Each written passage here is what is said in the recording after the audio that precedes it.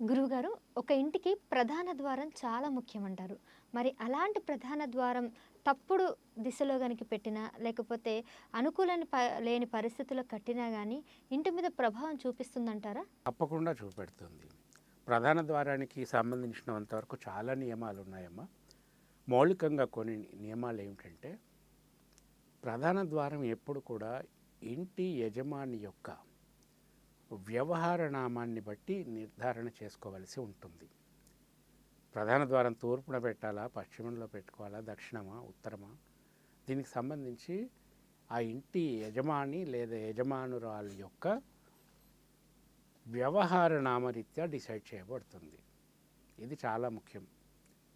ఇకపోతే ప్రధాన ద్వారం మనకి మనిషి యొక్క ముఖంతో పోల్చబడింది. ప్రధాన ద్వారం ఏమిటంటే నోరు ద్వారం, ఇరుపక్కల ఉన్న కిటికీలు కళ్ళు, తర్వాత ఈ వెంటిలేటర్స్ ఉంటాయి కదా తలుపు పైన, అది శ్వాసించేటటువంటి ముక్కు. ఇట్లా ప్రధాన ద్వారాన్ని పోల్చుతారు. అంటే ఏదైనా మనం తినేటప్పుడు మన బాడీలోకి వెళ్ళే, కడుపు లోపలికి వెళ్ళే ఏ ఆహారం అయినా కూడా వెళ్ళేటప్పుడు ముద్ద నోటి దాకా రాగానే నాసిక దాన్ని గ్రహిస్తుంది.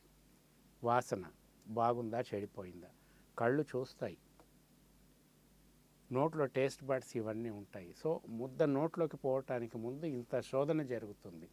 వాసన బాగాలేకపోతే పక్కన పెట్టేస్తాం, చూడటంలో కూడా అది బాగలేదని తెలిస్తే పక్కన పెట్టేస్తాం.